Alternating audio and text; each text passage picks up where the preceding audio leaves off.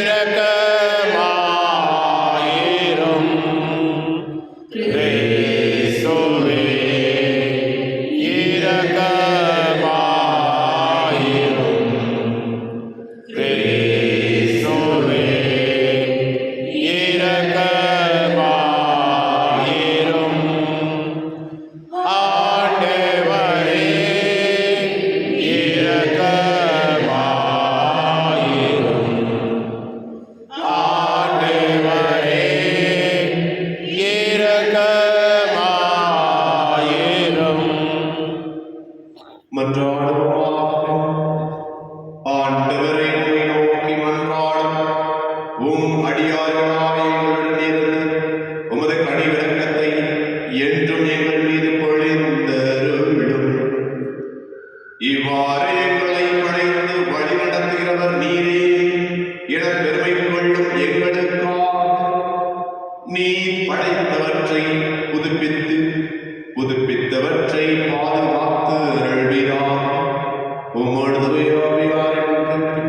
இறைவனாயிரத்து வாழ்ந்து ஆட்சி செய்கிறவரும் திருமணமாக இயேசு கிறிஸ்து வழியாக உம்மை மன்றாடுகின்றோம்.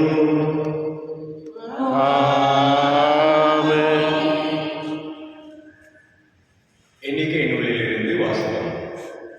அக்காலத்தில் இஸ்ரேல் மக்கள் கூட்டமைப்பு முழுவதும் சீன் பாலை நிலத்தில் வந்தது. மக்கள் காதேசில் தங்கினர். மிரியம் அங்கே இறந்து அங்கேயே அடக்கம் செய்யப்பட்டார். அப்போது மக்கள் கூட்டமைப்பு தண்ணீர் இல்லாதிருந்தது. அவர்கள் மோசேக்கும் ஆரோனுக்கும் எதிராக ஒன்று கூடினர். மக்கள் மோசேயிடம் வாதாடி கூறியது, ஆண்டவர் திருமுன் எங்கள் சகோதரர்கள் மாண்டபோது நாங்களும் மாண்டிருந்தால் நலமாயிருந்திருக்கிறது. ஆண்டவரின் சபையை இந்த பாலை நிலத்துக்கு நீங்கள் கொண்டு வந்தது ஏன்? நாங்களும் எங்கள் கால்நடைகளும் இங்கு சாக வேண்டும் என்றார். இந்த கொடிய இடத்துக்கு அழைத்து வர எங்களை எகிப்திலிருந்து வெளியேற பண்ணியது ஏன்? தானியம், நிலம், அத்திமரங்கள், திராட்சை கொடிகள், மாதுளை செடிகள் எவையும் இங்கே இல்லை. குடிப்பதற்கு தண்ணீரும் இல்லையே. பின் மோசேயும் ஆரோனும் சபைக்கு முன்னின்று சந்திப்பு கூடாரத்தின் நுழைவாயிலுக்கு சென்று முகக்குப்புற விழுந்தனர். ஆண்டவரின் மாட்சி அவர்களுக்கு தோன்றியது. ஆண்டவர் மோசேயிடம், கோலை எடுத்துக்கொள், நீயும் உன் சகோதரன் ஆரோனும் மக்கள் கூட்டமைப்பை கூட்டி வர செய்யுங்கள். அவர்கள் பார்வையில் பாறை தண்ணீரை தரும்படி அதனிடம் பேசுங்கள்.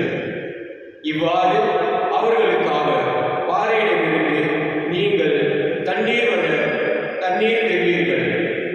மக்கள் கூட்டமைப்புக்கும் அவர்கள் கால்நடைக்கும் குடிக்க கொடுப்பீர்கள் என்றார். அவர் கட்டளைப்படியே மோசே ஆண்டவர் திருமுன்னின்று கோலை எடுத்தார். மோசேயும் ஆரோனும் பாறைக்கு முன்பாக சபையை ஒன்று கூட்டினர். மோசே அவர்களிடம், கலக்காரர்களே, இப்போது கேளுங்கள். இப்பாறையிலிருந்து உங்களுக்கு தண்ணீர் வரவழைக்க எங்களால் கூடுமா என்று கேட்டார். பின் மோசே தம் கையை ஓங்கி தம் கோலால் பாறையை இருமுறை அடித்தார். தண்ணீர் தாராளமாக வந்தது. மக்கள் கூட்டமைப்பினரும் அவர்கள் கால்நடைகளும் குடித்தனர். ஆண்டவரும் மோசேயிடமும் ஆரோனிடமும், இஸ்ரேல் மக்கள் பார்வையில் நான் தூயவராக விளங்கும்படி நீங்கள் என்னில் நம்பிக்கை கொள்ளாமல் போனதால் இந்த சபையை நான் அவர்களுக்கு கொடுக்கவிருக்கும் நாட்டில் கொண்டு போக மாட்டீர்கள் என்றார். இது மெரிபாவின் தண்ணீர். இங்கு தான் இஸ்ரேல் மக்கள் ஆண்டவரிடம் வாதாடினர். அவர் அவர்களிடையே தம்மை தூயவராக காண்பித்தார். ஆண்டவர் வழங்கும் அருள்வாக்கு. இறைவா உமக்கு நன்றி. உங்கள் பதில். உங்கள் இதயங்களை கடினப்படுத்தாதீர். ஆண்டவர் குரலுக்கு செவி சாய்ப்பீர். உங்கள் இதயத்தை கடினப்படுத்தாதீர். ஆண்டவர் குரலுக்கு செவி சாய்ப்பீர். வாருங்கள், ஆண்டவரை புகழ்ந்து பாடுங்கள். நமது மீட்பின் பாறையை போற்றி ஆர்ப்பரியுங்கள். நன்றியுடன் அவர் திருமுன் செல்வோம். புகழ் பாக்களால் அவரை போற்றி ஆர்ப்பரிப்போம். உங்கள் இதயத்தை கடினப்படுத்தாதீர். ஆண்டவர் குரலுக்கு செவி சாய்ப்பீர். வாருங்கள், தாழ் பணிந்து அவரை தொழுவோம். நம்மை உருவாக்கி ஆண்டவர் முன் முழந்தால் இருப்போம். அவரே நம் கடவுள், நாமோ அவரது மேய்ச்சலின் மக்கள். நாம் அவர் பேணி காக்கும் ஆடுகள். இன்று நீங்கள் அவரது குரலுக்கு செவி கொடுத்தால் எத்தனை நலம். உங்கள் இதயத்தை கடினப்படுத்தாதீர்.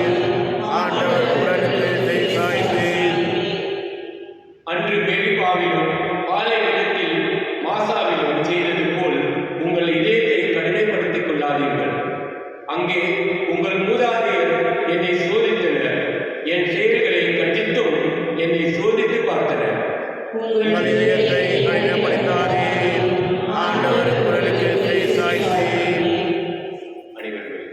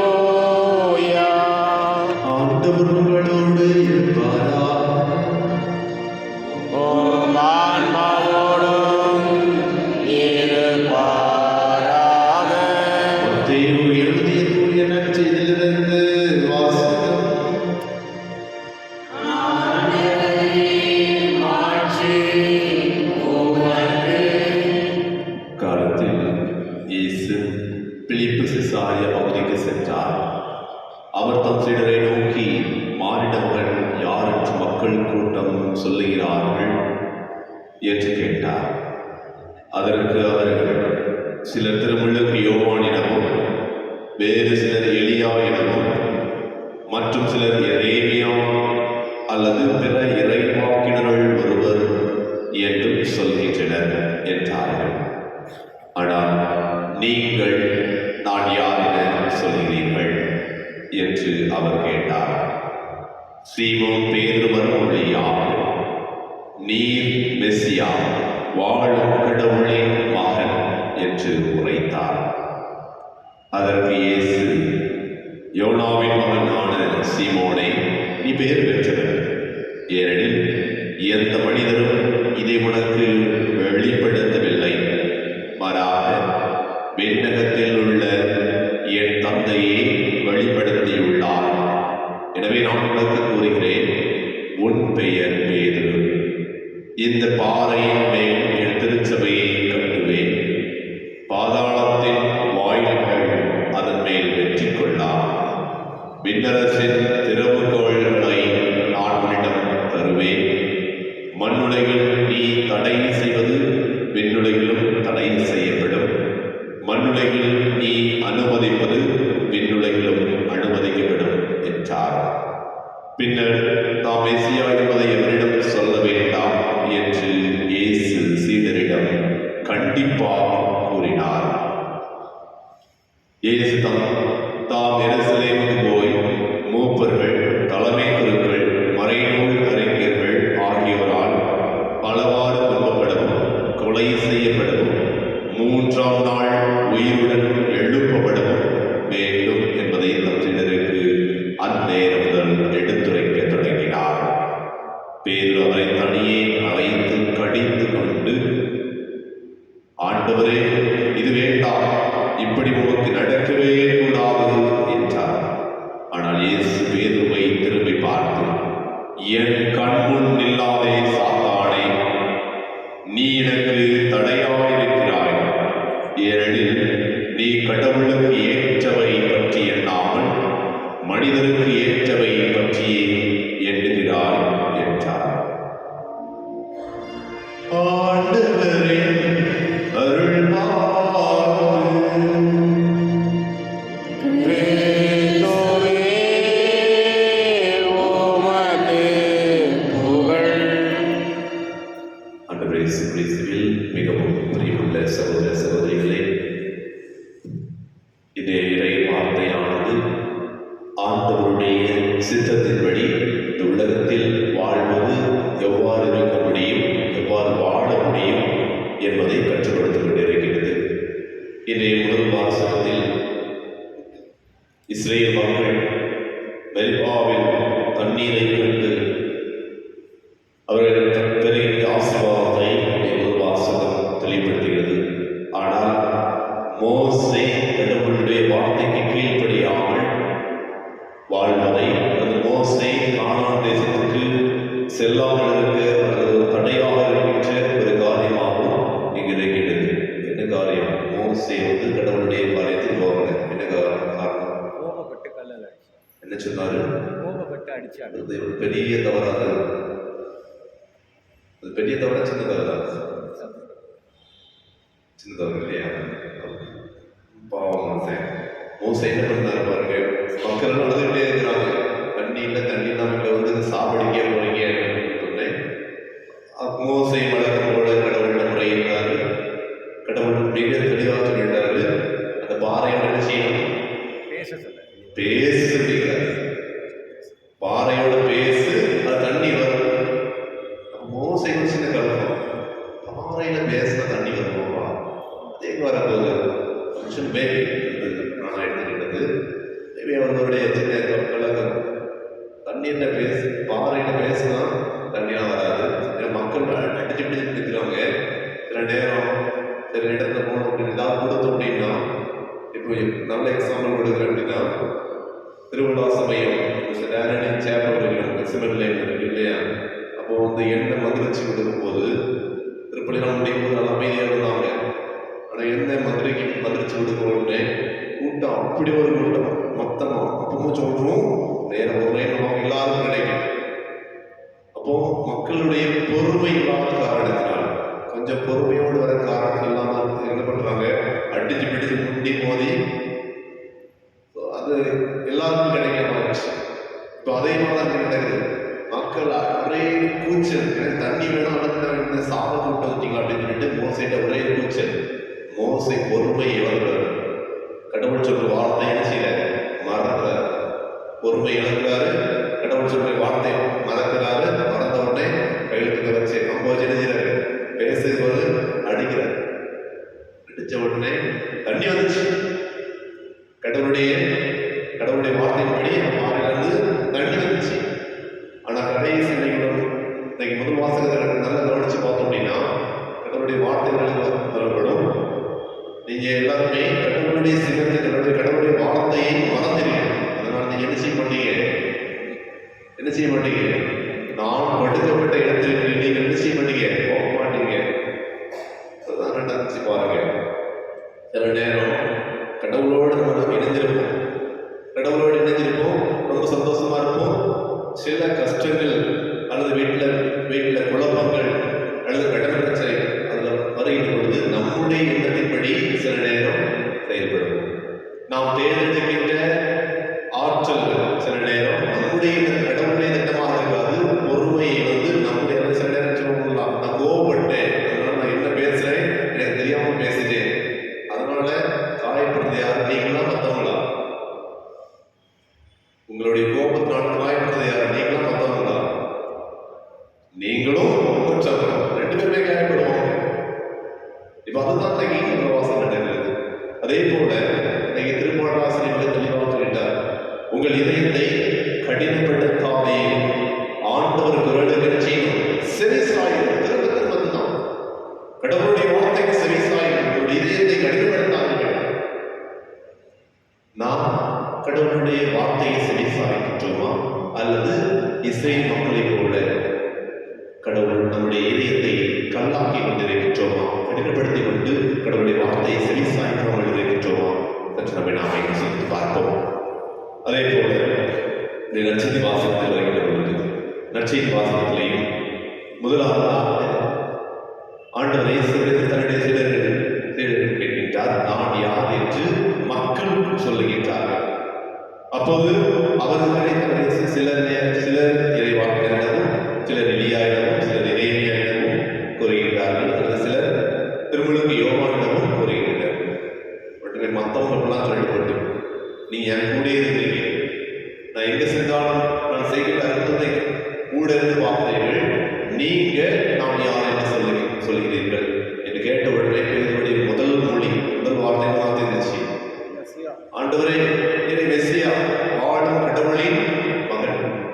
உடனே தான் ஆண்டவர் பாராட்டுவார். ஏன் யாரும் சொல்லிக் கொடுக்கல, இது புதுசு. இது எங்கிட்ட வந்துச்சு, கடவுளுடைய ஆவியின் மூலமாக கடவுள் வெளிப்படுத்தியிருக்கின்றார், பேதுரு அதனை அறிவிக்கின்றார். எனவேதான் அவர் பாராட்டுகின்றார். அது அப்படியே இருந்துச்சா, கடவுளுடைய பிரசனம் அப்படியே இருந்துச்சா? இல்ல. கடைசி பார்க்கும்போது அப்பாவை போ சாத்தானே, எனக்கு என்றார், ஒரு தடைகளாக இருக்கிறார். ஆண்டவர் இயேசு கிறிஸ்து தனக்கு நிகழப்போகும் துன்பங்களை எடுத்து வைக்கின்ற பொழுது பேதுரு கடவுளால் ஆசீர்வதிக்கப்பட்ட மகன், கடவுளுடைய வார்த்தையை சொல்லிய ஒரு நபர், ஆண்டவர் இயேசு கிறிஸ்துக்கு உங்களுக்கு துன்பம் வரக்கூடாது, நீங்க போகக்கூடாது என்று ஒரு தடைகளாக இருக்கின்ற பொழுது கடவுள் கூறுகின்றார், இது கடவுளுடைய வார்த்தை இல்லை, இது கடவுளுடைய வார்த்தை இல்லை, ஒரு உலக போக்கான வார்த்தை. எனவே துன்பம் கண்டிப்பாக இருக்கும். துன்பத்தை ஏற்றுக்கொள்ள வேண்டாம், இறைவனுடைய சித்தப்படி வாழ்கின்றார். குறிப்பில்லை, இன்னைக்கு மக்கள் எல்லாரும் வந்திருக்கிறீங்க, யாரெல்லாம் துன்பம் எனக்கு வேண்டாம், பிரச்சனை எனக்கு வேண்டாம் அப்படின்னு நினைச்சு அப்படின்னா நீங்க கண்டிப்பாக கடவுளுடைய வார்த்தைக்கு கேட்க செவியை அழைத்துக் கொள்ளுகின்றீர்கள், அல்லது உங்களுடைய இதயத்தை கடினமாக்கி கொண்டிருக்கின்றீர்கள். ஆண்டவர் இயேசு கிறிஸ்து மிக தெளிவாக சொல்லுகிறேன், பின்பற்றுகின்ற எவரும் தன்னலம் திறந்து உங்களுடைய சிலுவையை தூக்கி கொண்டு என்னை பின்பற்றுங்கள். நாம் நம்முடைய அன்றாட சிலுவையை தூக்கி சென்று இறைவனை பின்பற்றுகின்றோமா, அல்லது எனக்கு துன்பமே வேண்டாம், எப்போதுமே எனக்கு இன்பம் தான் வேணும் அப்படின்னு சொல்லி கடவுளை விட்டு ஓடோடு செல்கின்றோமா? சற்று நம்ம பார்ப்போம். என்று திருப்பலி வழியாக தூய ஆவியின் வல்லமை வேண்டும். தூய ஆவியின் வல்லமையால் துன்பத்தை தாங்கிக் கொள்ளுகின்ற சக்தியை இறைவன் ஒவ்வொரு நாளும் நமக்கு கொடுத்துக் கொண்டிருக்கிறார். நம்முடைய இதயத்தை கடவுளுடைய இல்லமாக்கக்கூடிய ஆற்றலை நமக்கு கொடுக்க வேண்டுவதற்காக தூய ஆவியுடைய பிரசன்னத்தை கேட்டோம். தூய ஆவி எப்போதுமே நம்முடைய குடும்பத்திலும் நம்முள்ளும் எப்பொழுது இருந்து நம்மை ஆசீர்வதிக்க வேண்டுவதற்காகவும் இந்த திருப்பலியை சிறப்பாக ஜெபிப்போம். நாமும் நம்முடைய குடும்பம் எப்போதும் நம்மை ஆசீர்வதிப்பாராக.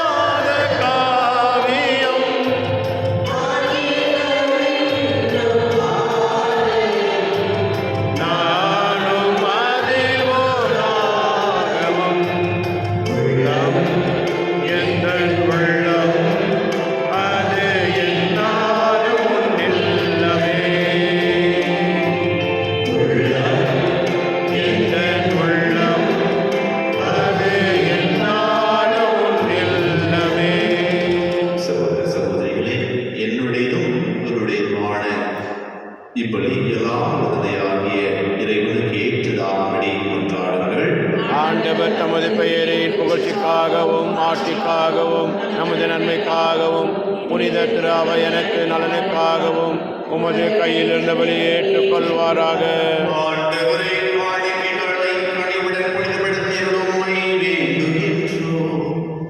இந்த ஆன்மீக வழியின் காணிக்கையை ஏற்று எங்களை உமக்கு நிலையான கொடையாக மாற்றுவீராக. எங்கள் ஆண்டவராகிய கிறிஸ்து வழியாக உம்மை மன்றாடுகின்றோம். ஆமென். ஆண்டவர் உங்களோடு இருப்பாராக. உம் ஆன்மாவோடும் இருப்பாராக.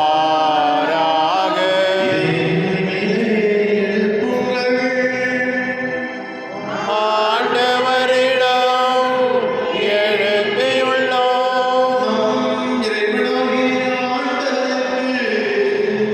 நன்றி கூறுவோம். அது தகுதியும் நீதியும் மானதே. ஆண்டவரை தூயவரான தந்தை ஏற்றுக்கொள்ள எல்லாம் நிறைவா எங்கள் ஆண்டவராகிய கிறிஸ்து வழியாக நாளும் விடுதல் நாங்கள் நமக்கு நன்றி செலுத்துவது மெய்யாகவே தகுதியும் நீதியுமாக எங்கள் கடமையும் மீட்புக்குரிய செயலாகும். கிறிஸ்துவின் இறப்பினை நாங்கள் அன்போடு கொண்டாடுகின்றோம். உயிர்ப்பினை உயிராற்றலுள்ள நம்பிக்கையோடு அறிக்கையிடுகின்றோம். மாற்றி உணர்வு மீண்டும் வருவார உறுதியோடு எதிர்நோக்குகின்றோம்.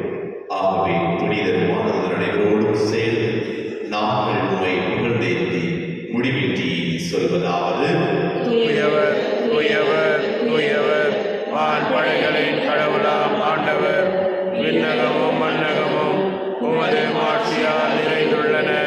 உன்னதங்களிலே ஓசானா. ஆண்டவர் பெயரால் வருகின்றவர் ஆசீர் பெற்றவர். உன்னதங்களிலே ஓசானா. ஆண்டவரை மெய்யாமை தூய்மை ஊற்று.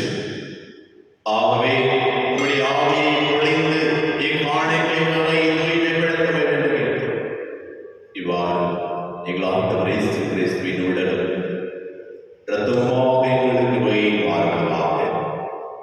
அவர் பாடுகளுடன் கணைத்து தம்மை கையளித்து போது அப்பத்தை எடுத்து நன்றி செலுத்தி அதை பின்பற்றி தம் சீடர்களுக்கு அளித்து அவர் கூறியதாக: அனைவரும் இழந்தவற்று உண்ணுங்கள், ஏனெனில் இது உங்களுக்காக கையளிக்கப்படும் என் உடல்.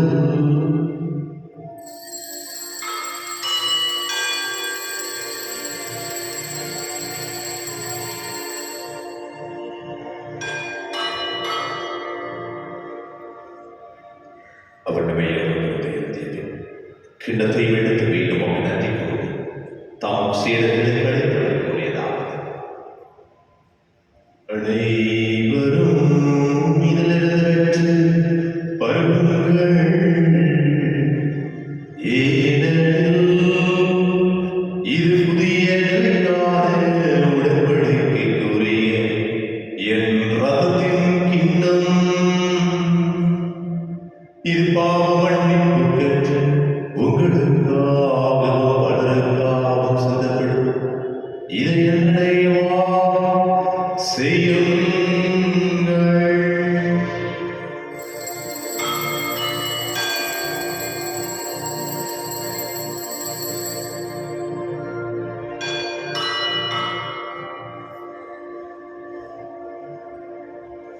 நம்பிக்கையின் மறைபொருள்.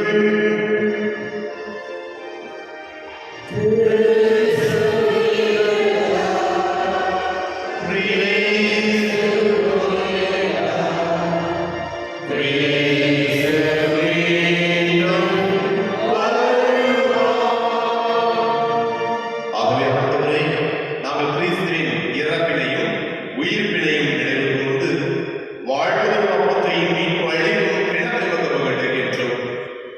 உம் திருமுன் நின்று உமக்கு ஊழியக்கூடிய தகுதிகளில் எங்கள் ஒவ்வொருவரையும் ஏற்றுக்கொண்டீர். எனவே உமக்கு நன்றி செலுத்துகின்றோம்.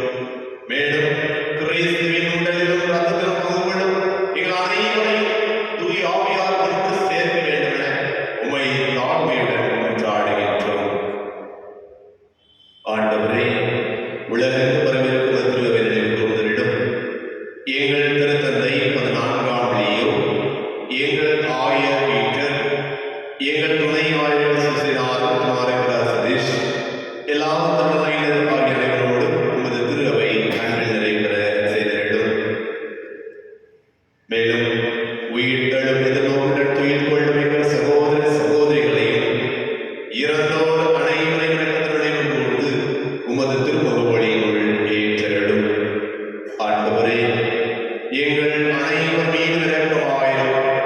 கடவுளின் கன்னித்தாயான மரியா, அவருடைய கணவரான புனித யோசேப்பு, புனித திருத்தூதர்கள், இவ்வுலகில் உமக்கு உகந்ததாய் இருந்தவராகிய அனைவரிடம் நாங்கள் நிலை வாழ்வில் உங்கள் பகுதி பெற்று உம் திருமகன் இயேசு கிறிஸ்து வழியாக உம்மை புகழ்ந்தேத்தும் பரவவுள்ள உம்மை கொண்டாடுகின்றோம்.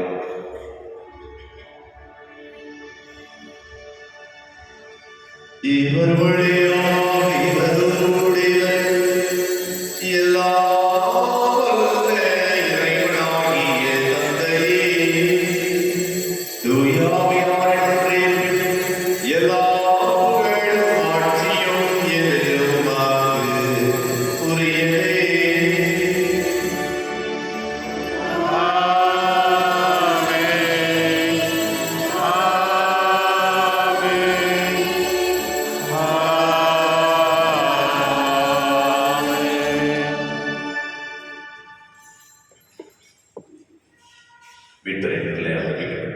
இதைப்படி நாம் பயிற்சி பெற்று நாம் அனைவரும் துணிந்து சொல்வோம்.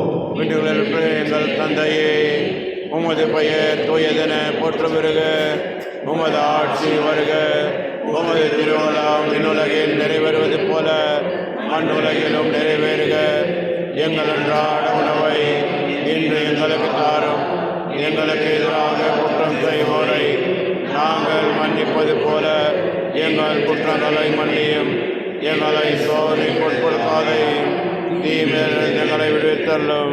ஆண்டவரே, தீமைகளை விடுவித்து எங்கள் வாழ்நாளில் அமைதியை கொண்டாடுகின்றோம்.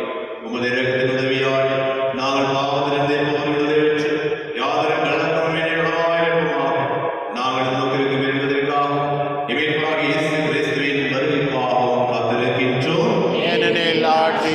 வல்லமையும் ஆட்சியும் என்றென்று உமது. ஆண்டவரே, இயேசு கிறிஸ்துவே, அமைதியை உங்களுக்கு விட்டு செல்கின்றேன். என் அமைதியை உங்களுக்கு அழைக்கின்றேன் என்று திருடலுக்கு முடிந்தீரே. எங்கள் பாவங்களை பாராமல் உமது திரு அவை நம்பிக்கையை கண்ணோக்கி உமது திருவுள்ளத்திற்கு ஏற்பட்ட அமைதியை ஒற்றுமையையும் அளித்தருள்வீராக. என்றென்று வாழ்ந்து ஆட்சி செய்கின்றவர் நீரே. ஆமென். ஆண்டவருடைய அமைதி உங்களோடு என்றும் இருப்பதாக. உம் ஆன்மாவோடும் இருப்பதாக. ஒருவருக்கொருவர் அமைதியை பகிர்ந்து கொள்வோம்.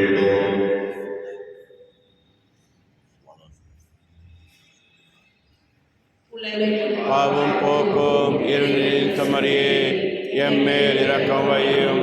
உலகின் பாவம் போக்கும் இருளின் சமரியே, எம்மேல் இரக்கம் வையும். உலகின் பாவம் போக்கும் இருளின் சமரியே, எமக்கு அமைதி அருளும்.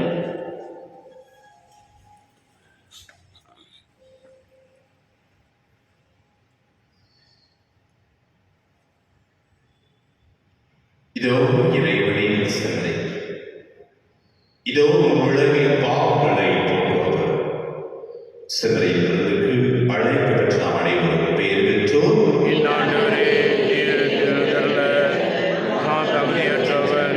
ஆனால் ஒரு வார்த்தை மட்டும் சொல்லி அருளும், எனது ஆன்மா நலமடையும்.